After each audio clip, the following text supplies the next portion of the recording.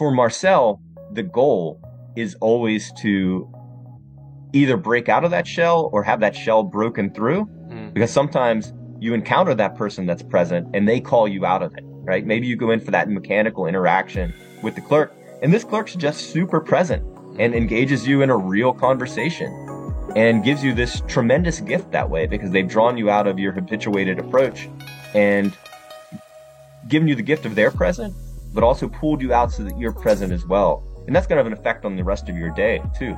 So yeah, you need to break through that shell, Marcel would say, in which we're all enclosed so that we're cut off from other people. You know, not literally cut off. You're still handing money to the clerk. You're still, you know, stepping around people on the sidewalk. But there's a way in which you're closed off from all of that. And, you know, it's very easy for us to fall into this. This is, I think, one of the great challenges in my own life, is that I kind of yearn for that to be present. And I think I have my times when I'm really good at it. But more often than not, I'm not very good at it. And I think it's true of a lot of people. Maybe it's particularly true of me. I don't know. Phones certainly make that worse. Cell phones, smartphones. But yeah, I think all the life happens in the times that you're present. It doesn't necessarily only have to be to people, right? It can be to the natural world. It can be to the text you're reading, the painting that you're looking at. There are all these different varieties of being present and encountering presence that are important to Marcel. But one thing that our conversation's bringing out is that there's kind of a doubleness at play here. Being present to others is kind of has an ethical dimension, for sure. If we're present to them, we're going to be responsive. We're going to respect their personhood more. We're going to probably help them if they need help. We're going to be more likely to say the right thing or not say anything at all. There's all these ways in which we're going to honor the other better when we're present. And in fact, presence would be the precondition to that for Marcel. In a way, maybe it's putting it too strongly, but I think he would agree that being present is the departure point for being ethical. In that way, Iris Murdoch's another person that he influences. And I think there's a lot going into her statement that attention is at the heart of ethics. But I think that Marcel is part of what's going into that for her.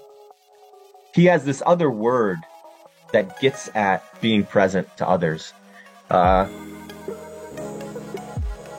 called, my French isn't very good, but disponibilité.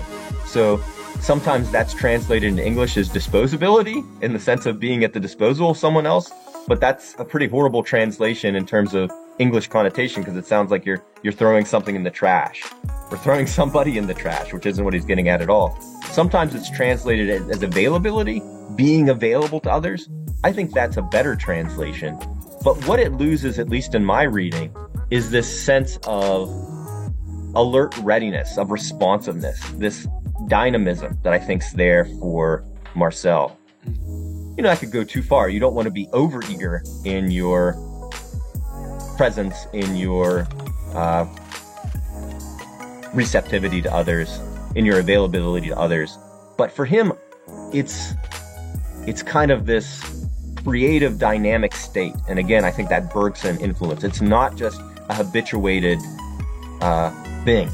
It's a thing that has energy, that has life, to be present for someone, to be available. So, like I was saying, there's this ethical dimension of it, but also he thinks that when you're present, you're kind of opening yourself. Go back to that image of being enclosed in a shell. That shell opens it up, and that's where you actually contact being, right? Being in its richness and fullness. And whenever Marcel uses the word being, I think that's usually what he means, is this experience of a depth of being, a richness of being. And you don't have that when you're all closed in on yourself.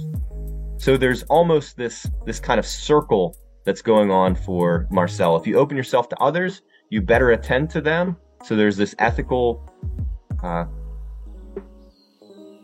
stance you're achieving. But then you get this return gift of a fullness of life, a fullness of being.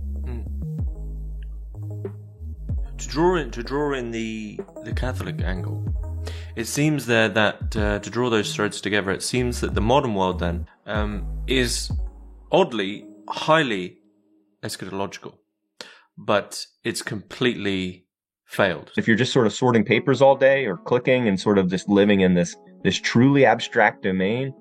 I'm always keen on philosophers who emphasize the body, because so very few do. Most philosophers like to stay in that abstract realm. Yeah, and one of the ways that Marcel influences existentialism is that, along with Jean Paul, he says we need to begin in the concrete situation and in the concrete web of relations that come from that, the context that become of that. And that calls thought back to the body as well. And if you think about being present, so much of that is communicated, as Marcel says in passing, though he could have meditated on this more, with eye contact, with posture, with like what you just did right there, where you sort of hummed in agreement and nodded to show you're tracking. Being present is an embodied phenomenon. A really interesting question is whether there's something lost, and I think there is, in an interaction like this, even though, I really enjoy it. If we were across the table from each other in person, I think there would be a heightened presence, and there would be a different sort of qualitative dynamic.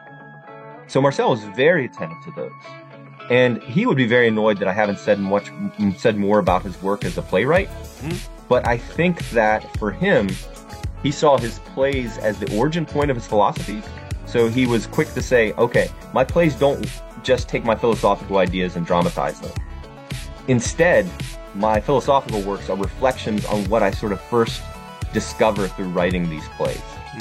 And you can see this in his philosophical works, and it annoys some people, I get it. He'll have these long extracts from his plays that he then comments upon in his works. But if you think about plays are very much about presence. The presence of the actor, the dynamics between the actor and audience, but also a good actor isn't just reciting lines rote. They're kind of embodying them, and they're creating these complex dynamics of presence and absence between characters. So I think that he thought that drama, art in general, could often call us back to that concrete situation, which is paradoxically also calling us back to the richness of existence. And it's especially important for philosophy, because at least modern philosophy, he thinks, has a tendency to tend towards the abstract, the generalizable, the concept, rather than those richness and particulars of experience. Is that getting worse, that abstraction? It seems to have connection to the ever-increasing technological world. Yeah. I'm not as pessimistic as I once was, because I do feel like I've made lots of good and real friendships over these platforms. But you have to cut against their biases to do that. So I think Marcel would say it is in a way getting worse, or at least there are many ways in which, more than any other time in human history, one can fully retract from presence. I think you can have all your groceries delivered. You can basically live in a bubble and spend all your time online. And I think there is something important lost by that. I don't think that every person that lives that way becomes a fanatic or goes crazy, but I think everyone loses something when they do that. I know that I can count my own loss, feel my own losses in that regard. When I think about how much time I spend just wasting it on this addiction machine in my pocket, rather than being with families, loved ones, just going out and being in the nature, and just being, just chilling out. I think one of the worst things is how we just automatically reach into our pockets when there's any downtime. If you were waiting at a bus station 20 years ago, you might pull out a book or a newspaper and read it, or you might stick on your headphones. But you're also much more apt to just sort of look around and to be and to notice. Matthew Crawford, who's great, might be someone to invite on the show at some point. He wrote Shop Class of Soulcraft. He too thinks that a big part of the answer is doing more stuff with our hands. But then he has this book, The World Beyond Your Head, I think it's called. And one of the things he describes there is exactly that loss of what he calls the eros of just walking around town and being sort of drawn here and drawn there and sort of, having this responsive relationship to your surroundings. I do think that that's endangered.